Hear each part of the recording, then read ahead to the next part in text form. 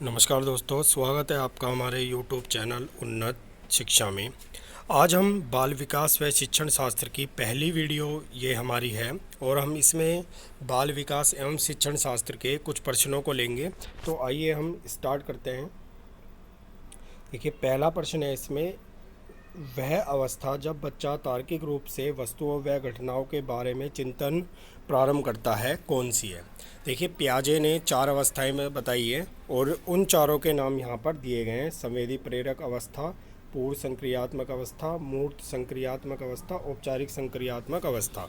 मैंने जो आपको अवस्थाएं बताई है ये मैंने पूरी ऑर्डर में बताइए। पहले पे संवेदी परक है, दूसरी पे हमारी पूर्व संक्रियात्मक अवस्था है, तीसरी हमारी मूर्त संक्रियात्मक अवस्था है और चौथी हमारी औपचारिक संक्रियात्मक अवस्था है। हमसे यहाँ पे प्रश्न पूछा गया है कि जिस अवस्था में बच्चा तार्किक रूप से वस्तुओं व सेवाओं के बारे में चिंतन प्रारंभ करता है, वह अवस्था कौन सी है। तो आंसर दे दीजिए आप, कौन सी है। मैं कुछ सेकंड के लिए इसमें रुकूंगा ताकि आप अपने आंसर को थोड़ा सोच सके। तो देखिए, इसका आंसर होगा हमारा मूर्त संक्रियात्मक अवस्था, यानी कि पियाजे की बताई गई 4 अवस्थाओं में से जो तीसरी अवस्था है मूर्त संक्रियात्मक अवस्था, तो मूर्त संक्रियात्मक अवस्था ही इसका सही आंसर होगा। चलिए बढ़ते हैं हम आगे अगले प्रश्न की ओर।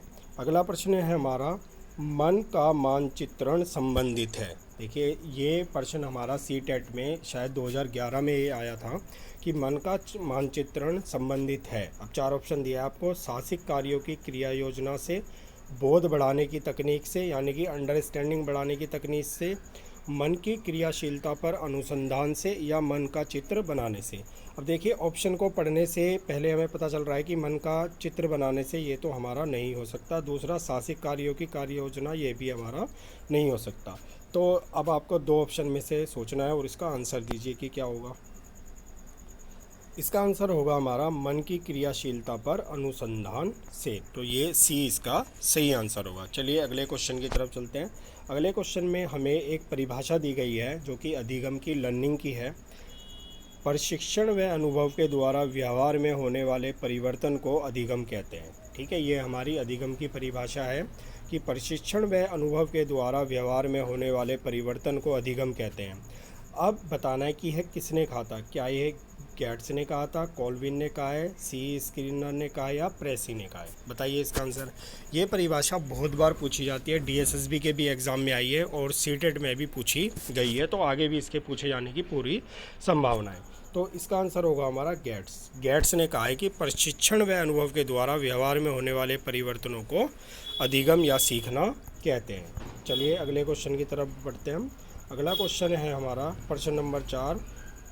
प्रश्न नंबर 4 है हमारा, कोई भी बालक सीखना शुरू करता है, यानी कि कोई भी जो बच्चा है वह कब से सीखना शुरू करता है। देखिए, ये क्वेश्चन आपको किसी भी बुक में नहीं मिलेंगे, ये आपकी अपनी अंडरस्टैंडिंग है। बुक में आपको मटेरियल मिलेगा लेकिन एग्जैक्ट नहीं मिलेगा लिखा हुआ। तो पहला है, जब उसे विद्यालय में प्रवेश दिलाया जाता है, जब वह बोलना शुरू करता है, जब वह घर से बाहर निकलता है, अपने जन्म से ही। तो बताइए इसका आंसर क्या होगा। कोई भी बालक सीखना शुरू कब करता है। तो इसका आंसर होगा अपने जन्म से ही, क्योंकि बालक जब जन्म लेता है तभी से उसकी सीखने की प्रक्रिया शुरू हो जाती है। और हमने सीखने के सिद्धांतों में भी पढ़ा है कि निरंतरता के सिद्धांत के अनुसार सीखना जो है जन्म से शुरू होकर मृत्यु पर्यंत तक चलता रहता है। ये एक अनवरत प्रक्रिया है। अनवरत का मतलब क्या है, कॉन्टीन्यूअस प्रोसेस है, कोई भी इसमें रुकावट नहीं होती। चलिए अगले प्रश्न की तरफ चलते हैं।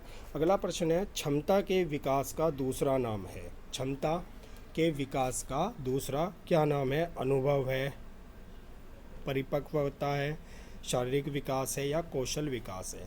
तो बताइए इसमें क्या आंसर होगा। मुझे लगता है ज़्यादातर बच्चे इसमें परिपक्वता को ही आंसर लगाएंगे, जबकि परिपक्वता हमारा गलत है। ठीक है, सही आंसर है इसका कौशल विकास, ऑप्शन 4। चलिए अगले क्वेश्चन की तरफ बढ़ते हैं। अगला क्वेश्चन है हमारा, मनोविज्ञान ने शिक्षा को बना दिया है। पाठ्यचर्या केंद्रित, शिक्षक केंद्रित, बाल केंद्रित या विषय केंद्रित। ये क्वेश्चन भी बहुत पूछा जाता है, डीएसएसबी, केवीएस और सीटेट में तो आता ही है। बहुत आसान है। देखिए, मनोविज्ञान जो था इसने हमारी यह समझने में सहायता की कि बच्चे को किस तरीके से प्रभावी ढंग से सिखाया जा सकता है। तो इसने क्या क्या किया, शिक्षा को बाल केंद्रित बना दिया। तो ऑप्शन जाएगा सी। अगले प्रश्न की तरफ चलते हैं हम। अगला प्रश्न है हमारा कि निम्नलिखित में से कौन सा रायबर्न के अनुसार शिक्षा के 3 संबंधों में सम्मिलित नहीं है। रायबर्न एक जो है साइकोलॉजिस्ट है और उन्होंने कुछ संबंध बताए हैं। इन चारों में से कोई एक संबंध है जो संबंधित नहीं है। पहला संबंध है बच्चे और शिक्षक में संबंध, दूसरा है बच्चे और समाज में संबंध, तीसरा है शिक्षक और विषय में संबंध, चौथा है विषय और बच्चे में संबंध। अब देखिए इन चारों ऑप्शन में हमें देखना होगा कि कौन सा ऐसा है जिसका बच्चे से कोई संबंध नहीं है। कौन सा ऑप्शन ऐसा है। देखिए अब इसमें पहले ऑप्शन में भी बच्चा आ रहा है, दूसरे में भी बच्चा आ रहा है और फोर्थ में भी बच्चा आ रहा है। तो बच्चा कहाँ नहीं आ रहा, थर्ड में नहीं आ रहा, क्योंकि भाई शिक्षक और विषय में संबंध, तो इसमें बच्चे का तो कोई रोल ही नहीं है, इसलिए रायबर्न ने जो है इसको शामिल नहीं किया था। अगला है हमारा अधिगम प्रतिफल का तात्पर्य क्या है। मतलब कि अधिगम प्रतिफल का क्या मतलब है, क्या उसका अर्थ है। ठीक है, अधिगम जो अधिगम है वो इसका क्या है, प्रतिफल है। अधिगम अपने आप में ही एक प्रतिफल है। तो इसके ऑप्शन दिया आपको, बालक के व्यवहार में होने वाला परिवर्तन, शिक्षक की शिक्षण विधियों में परिवर्तन, पाठ्य वस्तु का परिमार्जन यानी कि चेंजेस करना उसको, उपयुक्त में से कोई नहीं। बताइए इसका सही आंसर क्या है। इसका सही आंसर होगा बालक के व्यवहार में परिवर्तन। देखिए ये आपको हमेशा ध्यान रखने वाली बात है कि जब भी सीखना होगा, अधिगम होगा, लर्निंग होगी, तो व्यवहार में परिवर्तन आना स्वाभाविक है। जैसे बच्चा अगर किसी जलती हुई चीज़ को हाथ लगाता है और उसका हाथ जल जाता है, तो उसने सीख लिया कि जलती हुई चीज़ को हाथ लगाने से जलन होती है, तो आगे से वो उसको नहीं छुएगा। तो इससे क्या होगा, उसके व्यवहार में परिवर्तन हुआ। चलिए अगले क्वेश्चन की तरफ चलते हैं। निम्नलिखित में से कौन सा किशोरावस्था का लक्षण नहीं है। एडोलसेंस का कौन सा लक्षण नहीं है। शारीरिक परिवर्तन, व्यवहार में स्थिरता, अस्थिरता की समस्या, संवेगात्मक समस्याएं। बताइए कौन सा ऑप्शन है। देखिए प्रश्न में ये जरूर देखा कीजिए कि नहीं कह रहा है वो। ठीक है, तो देखिए पहला हम देखते हैं शारीरिक परिवर्तन, तो एडोलसेंस में ये होता है, किशोरावस्था में होता है। स्थिरता की समस्या होती है, बच्चा अपने व्यवहार को स्थिर नहीं रख पाता। संवेगात्मक समस्याएं, समस्याएं भी होती है कि वह अपने संवेगों को नियंत्रित नहीं कर पाता। रोना, हंसना, डर, ये संवेग उसके नियंत्रित नहीं होते। तो व्यवहार में स्थिरता इसका सही आंसर है, क्योंकि जब बच्चे को अस्थिरता की समस्याएं हो रही है तो सीधी सी बात है कि व्यवहार में स्थिरता नहीं होगी। अगला प्रश्न है हमारा, देखिए अगला प्रश्न है हमारा, विशेष रूप से प्राथमिक स्तर पर विद्यार्थियों की सीखने संबंधी समस्याओं को संबोधित करने का सबसे बेहतर तरीका है। देखिए प्राथमिक स्तर यानी प्राइमरी लेवल के जो बच्चे हैं उनके सीखने की जो समस्याएं हैं उनको कैसे सबसे अच्छे तरीके से समझा जा सकता है। पहला ऑप्शन है महंगी और चमकदार सामग्री का प्रयोग करना, सरल और रोचक पाठ्य पुस्तकों का प्रयोग करना, कहानी कथन पद्धति का प्रयोग करना, अक्षमता के अनुरूप विभिन्न शिक्षण पद्धतियों का प्रयोग। ठीक है, यानी कि अक्षमता जो है, अक्षमता यानी कि लर्निंग डिसेबिलिटीज़ जो है, बच्चा सीख नहीं पा रहा है, ठीक है, उसके अनुसार शिक्षण पद्धतियों का प्रयोग करना। तो बताइए इसका सही आंसर क्या होगा। देखिए पहला महंगी और चमकदार सामग्री का प्रयोग करने से कोई असर नहीं पड़ेगा। सरल और रोचक पाठ्य पुस्तकों का प्रयोग करना, ये भी ठीक है, लेकिन हमें हमेशा इसमें बेस्ट ऑप्शन छांटना होता है। कहानी कथन पद्धति का प्रयोग करना, ये भी काम करेगा, लेकिन बेस्ट कौन सा है, बेस्ट है इसमें ऑप्शन नंबर डी। डी क्या है हमारा, अक्षमता के अनुरूप विभिन्न शिक्षण पद्धतियों का प्रयोग करना। यानी कि जो बच्चे में, जिसमें बच्चा सक्षम नहीं है, जो उसमें कमियां हैं, लर्निंग डिसेबिलिटीज़ है, जिन चीज़ों को वह नहीं सीख पा रहा है, उनके अनुरूप विभिन्न पद्धतियों का प्रयोग करना। मान लीजिए एक बच्चे को गुणा करने में समस्या है, तो अगर हम गुणा के लिए विशेष पद्धतियों का प्रयोग करेंगे तो सीधी सी बात है कि बच्चा गुणा करना अच्छे से सीख पाएगा। अगले क्वेश्चन की तरफ हम बढ़ते हैं। अगला क्वेश्चन है, निम्न में से कौन सा बच्चे की सामाजिक मनोवैज्ञानिक आवश्यकताओं के साथ संबंधित नहीं है। ठीक है, बच्चे कौन सा सोशल और साइकोलॉजिकल नीड से संबंधित नहीं है। पहला है इसमें संवेगात्मक सुरक्षा की आवश्यकता, शरीर से अपशिष्ट पदार्थों का नियमित रूप से बाहर निकलना, सानिध्य की आवश्यकता। ठीक है, बताइए अब कौन सा इसमें से सही है। देखिए पहले यहाँ देखिए नहीं दिया हुआ है, ठीक है, तो संवेगात्मक सुरक्षा की आवश्यकता हमारा सामाजिक मनोवैज्ञानिक आवश्यकताओं के साथ संबंधित है, सानिध्य की आवश्यकता भी हमारा संबंधित है, तो कौन सा संबंधित नहीं है, बी, तो बी हमारा क्या है, सही आंसर है। अगले क्वेश्चन की तरफ चलते हैं। अगला क्वेश्चन है हमारा, निम्नलिखित में से कौन सा शिक्षा मनोविज्ञान के अध्ययन की वस्तुनिष्ठ विधि नहीं है। यहाँ पे 4 विधियाँ दी गई है, आपको बताना है कि शिक्षा मनोविज्ञान के अध्ययन की वस्तुनिष्ठ विधि नहीं है। प्रयोगात्मक विधि, उपचारात्मक विधि, आत्मनिरीक्षण विधि और निरीक्षण विधि। तो देखिए तीनों जो विधियां हैं उनको वस्तुनिष्ठ विधि माना जाता है, जैसे प्रयोगात्मक विधि, निरीक्षण विधि और उपचारात्मक विधि। इन तीनों विधियों को वस्तुनिष्ठ विधियां माना जाता है, लेकिन आत्मनिरीक्षण विधि को वस्तुनिष्ठ विधि नहीं माना जाता। तो हमारा ऑप्शन कौन सा जाएगा, सी, क्योंकि यहाँ पर नहीं दिया है। अगला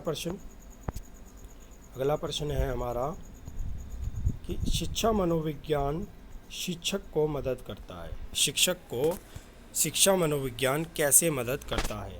बाल विकास का ज्ञान प्राप्त करने में, बाल स्वभाव तथा व्यवहार जानने में, बच्चों के चरित्र निर्माण में, या उपयुक्त सभी के लिए। तो बताइए इसका क्या आंसर है।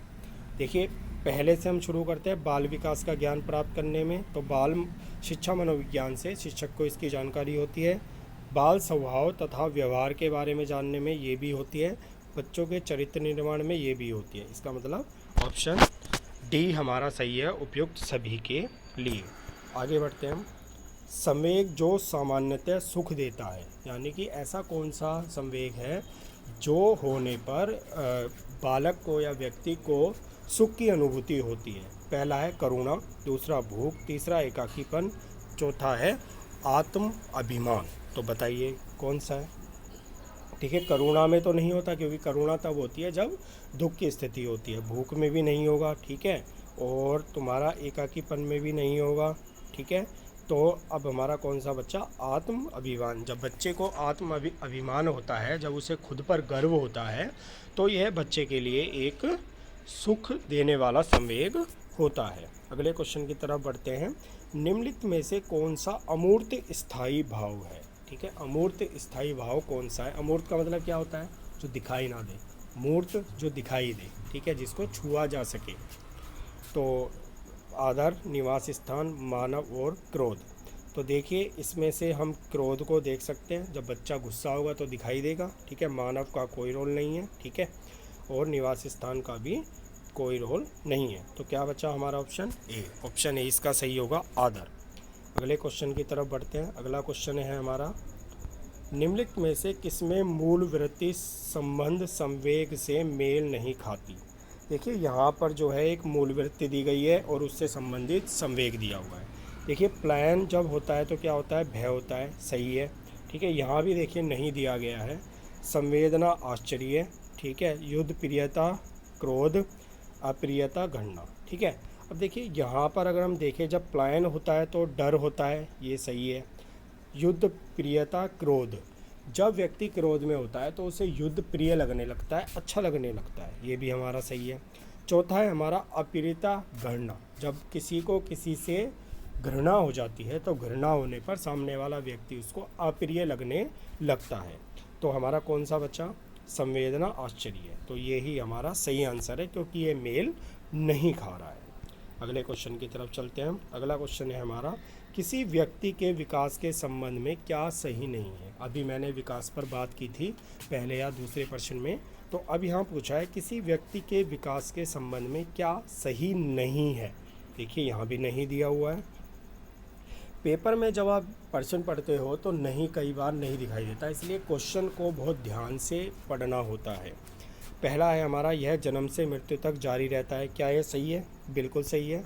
विकास एक बार मनुष्य के जन्म से शुरू होता है और फिर जीवन पर्यंत तक चलता रहता है। दूसरा, वृद्धि विकास का एक हिस्सा है, ये भी सही है। वृद्धि और विकास का दोनों का एक दूसरे से अंतः संबंध होता है। परिवर्तनों को देखा और मापा जा सकता है? क्या विकास से होने वाले परिवर्तनों को देखा और मापा जा सकता है? नहीं मापा जा सकता। तो यही हमारा सही आंसर होगा, क्योंकि वृद्धि को तो देखा जा सकता है लेकिन विकास में होने वाले परिवर्तनों को देखा और मापा नहीं जा सकता। तो ये गलत होगा, इसलिए हमारा ऑप्शन सी जाएगा। अगला प्रश्न है हमारा, किसी दुखी व्यक्ति को सहानुभूति के 2 शब्द कहना किसका उदाहरण है? कोई व्यक्ति दुखी है, आपने उसको सहानुभूति देने के लिए 2 शब्द कहे, कुछ बातें कहीं, तो वह किसका उदाहरण है? सक्रिय सहानुभूति, निष्क्रिय सहानुभूति, व्यक्तिगत सहानुभूति, उपरोक्त में से कोई नहीं। तो बताइए इसका आंसर क्या होगा हमारा? इसका आंसर होगा हमारा निष्क्रिय सहानुभूति, क्योंकि हमने उससे केवल बात की है, हमने उसके साथ और कुछ नहीं किया है। अगले प्रश्न की तरफ बढ़ते हैं हम। ठीक है, अगला प्रश्न है हमारा, वह कौन सा स्थान है जहां बच्चे के संज्ञानात्मक विकास को सबसे बेहतर तरीके से परिभाषित किया जा सकता है?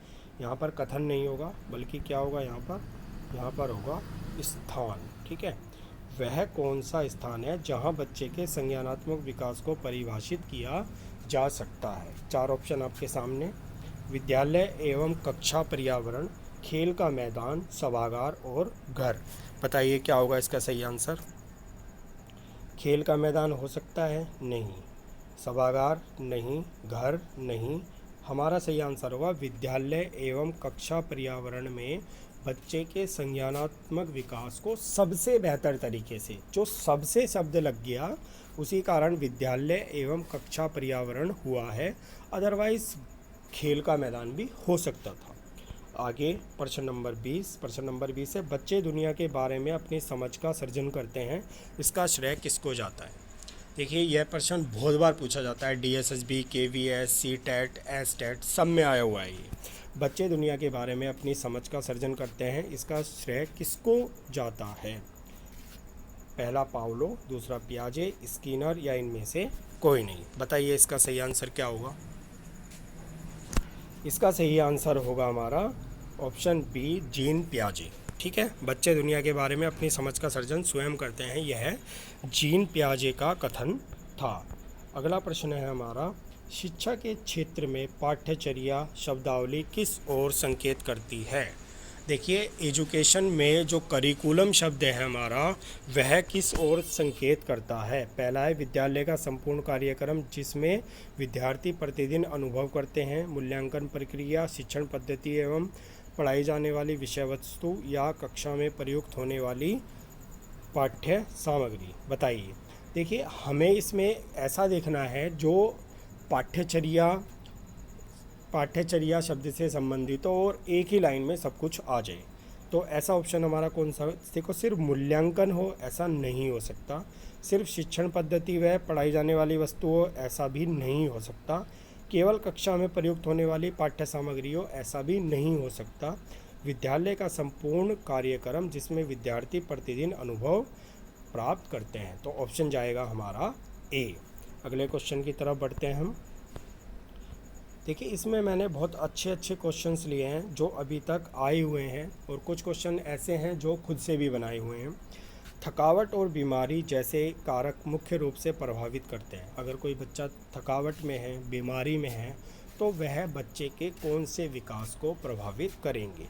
बच्चे के संवेगात्मक विकास को, शारीरिक विकास को, बच्चे की संकल्प शक्ति को, या बच्चे के आत्मविश्वास को?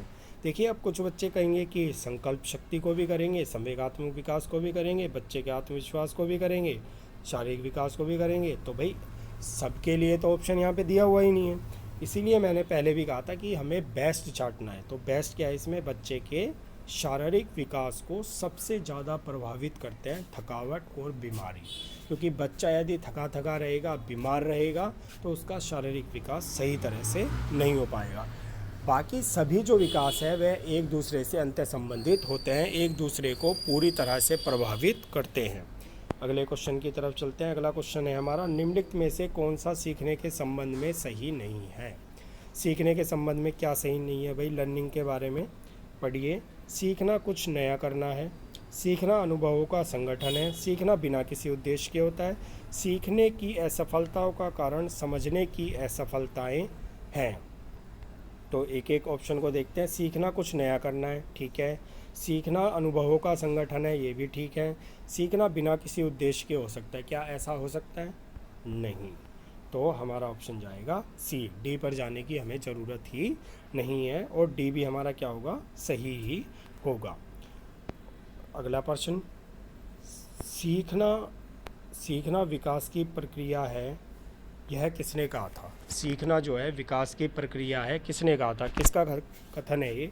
थॉर्नडाइक का, क्रोनबेक का, थॉर्नडाइक 2 बार हो गया गलती से, या वुडवर्थ का? बताइए अब इसका सही आंसर क्या है? इसका सही आंसर है वुडवर्थ, ए। तो हमारा आंसर ए सही होगा। वुडवर्थ ने कहा था कि सीखना जो है विकास की प्रक्रिया है। अगले क्वेश्चन की तरफ चलते हैं। प्रश्न नंबर 25, निम्नलिखित में से कौन सा अधिगम का एक मुख्य थॉर्नडाइक नियम है? यानी कि इन 4 में से एक ऐसा नियम है जो थॉर्नडाइक का मुख्य नियम है। देखिए, थॉर्नडाइक ने सीखने के कुछ नियम दिए हैं, उन्हीं में से हमें यहाँ पर बताना होगा। पहला है उपयोग का नियम, दूसरा है अभ्यास का नियम, तीसरा है आत्मीकरण का नियम और चौथा है मनोवृत्ति का नियम। तो हमें बताना है कौन सा थॉर्नडाइक का नियम है, बताइए। देखिए, उपयोग का नियम, ऐसा कोई नियम थॉर्नडाइक ने नहीं दिया। आत्मीकरण का नियम नहीं दिया, मनोवृत्ति का नियम नहीं दिया। तो हमारा ऑप्शन जाएगा बी, अभ्यास का नियम थॉर्नडाइक ने दिया है। थॉर्नडाइक ने अभ्यास के नियम के द्वारा यह बताया था कि जिन चीज़ों का हमें अभ्यास होता रहता है वह हमें याद रह जाती है और जिन चीज़ों का हम अभ्यास नहीं करते उन्हें हम भूल जाते हैं। अगले प्रश्न की तरफ चलते हैं। कंप्यूटर की किस इकाई में जटिल गणनाएं करने की क्षमताएं होती है? यानी कि कैलकुलेशन जो होती है, डिफ़िकल्ट कैलकुलेशंस, वो कंप्यूटर की कौन से अंग में होती है? अदाई इकाई, स्मृति भंडारण इकाई, केंद्रीय प्रोसेसिंग इकाई और पर्दा इकाई। तो इसमें आपको आंसर देना है कि कौन सी जगह पर जो है डिफ़िकल्ट कैलकुलेशंस होती है। तो कौन सी जगह है वो है आपकी केंद्रीय प्रोसेसिंग इकाई, मतलब CPU, सेंट्रल प्रोसेसिंग यूनिट में जो है जटिल गणनाएं होती है। अगले प्रश्न की तरफ बढ़ते हैं हम। निम्नलिखित में से कौन सा प्रभावी अधिगम का अवरोधक नहीं है? अवरोधक का क्या मतलब है कि कौन सा अधिगम को रोकता नहीं है, उसमें बाधा नहीं बनता है। प्रेरणा का अभाव, यह है। अगर बच्चे में प्रेरणा का अभाव नहीं है तो क्या होगा? सीख पाएगा बच्चा? नहीं सीख पाएगा। तो यह अवरोधक है, ठीक है। जीवन से न जोड़ना, अगर आप किसी बच्चे को सिखा रहे हैं उसके जीवन से नहीं जोड़ते तो वह भी नहीं सीख पाएगा, इसलिए यह भी अवरोधक है। हमें यहाँ पे ढूंढना है जो अवरोधक नहीं है। अधिगम परिस्थिति, तो यही ऑप्शन हमारा सही है क्योंकि अधिगम परिस्थिति सीखने में कोई भी अवरोधक का कार्य नहीं करती। अगले प्रश्न की तरफ चलते हैं।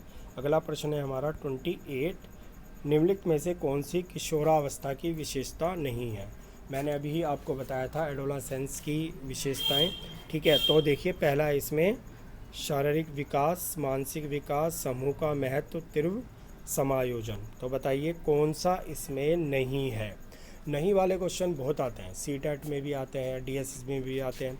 तो देखिए, शारीरिक विकास होता है एडोलसेंस में, किशोरावस्था में। मानसिक विकास भी होता है। समूह का महत्व, किशोरावस्था में पहुंचने के बाद में बच्चा अपने समूह को, अपने ग्रुप को बहुत ज़्यादा महत्व देने लग जाता है। तीव्र समायोजन, भाई किशोरावस्था में, एडोलसेंस में समायोजन की तो सारी समस्या ही होती है, तो इसलिए हमारा ऑप्शन जाएगा ऑप्शन डी।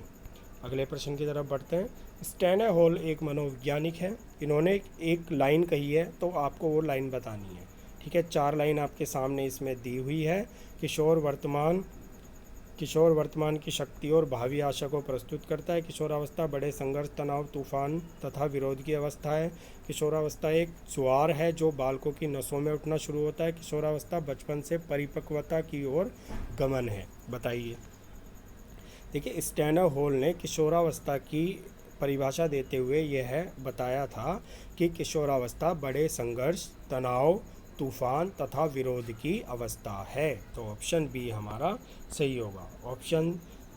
प्रश्न नंबर 30, विकास कभी न समाप्त होने वाली प्रक्रिया है, किसने कहा था?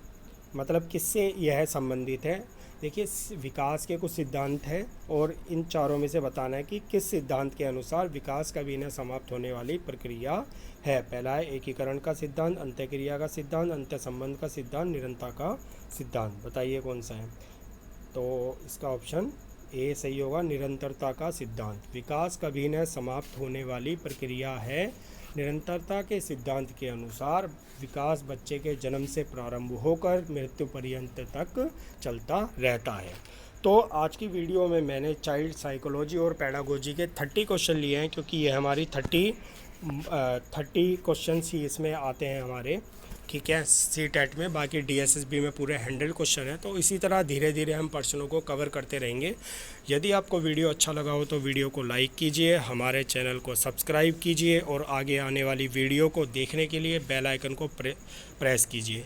अगर आपको वीडियो से संबंधित कोई भी सुझाव देने हैं या आप चाहते हैं कि किस तरीके के प्रश्न को वीडियो में शामिल किया जाए, तो इसके लिए आप मुझे कमेंट बॉक्स में बता सकते हैं।